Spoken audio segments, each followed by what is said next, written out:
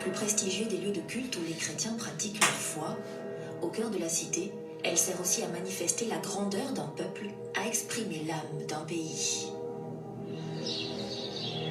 Sur l'île de la Cité, en ce milieu du XIIe siècle, la vieille cathédrale est devenue trop petite pour les Parisiens. Maurice de Sully, un évêque visionnaire, se met alors en tête d'en bâtir une nouvelle, la plus belle qu'on ait jamais vue. Venu de l'Europe entière, pendant les 100 ans que dure le chantier, tout un peuple d'artisans travaille à Notre-Dame, l'œuvre commune. Étape après étape, Notre-Dame se fait visible. Les bâtisseurs commencent par le chœur, puis la nef. À l'ouest, sur le parvis, ils élèvent une façade avec ses tours, presque jumelles. Sur les portails, les sculpteurs donnent libre cours à leurs verves, offrant aux fidèles, souvent illettrés, une gigantesque Bible en images. Le message de l'architecture gothique est simple.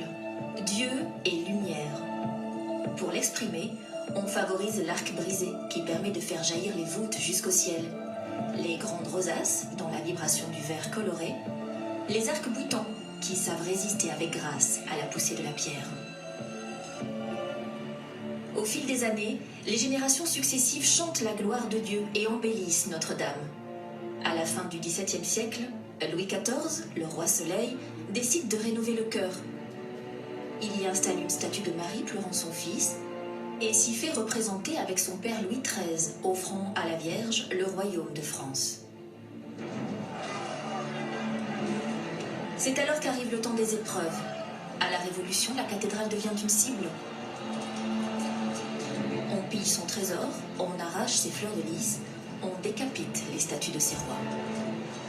Le sacre de Napoléon se déroule dans une cathédrale dégradée.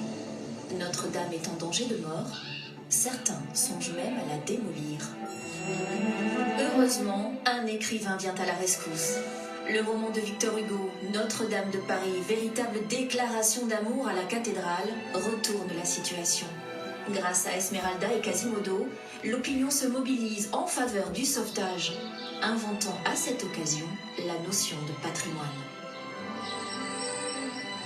À partir de 1845, l'architecte Eugène Viollet-le-Duc est chargé de sa restauration. Il s'appuie sur les données d'une science toute neuve, l'archéologie. Et lorsqu'un élément a disparu, ce créateur de génie n'hésite pas à l'inventer de toutes pièces, comme les chimères sorties de son imagination, dont la plus célèbre est la Strige. Après plusieurs décennies de travaux, Notre-Dame, sauvée, redevient la perle de Paris. Porteuse d'espérance de par sa vocation, elle a toujours réussi à surmonter les épreuves.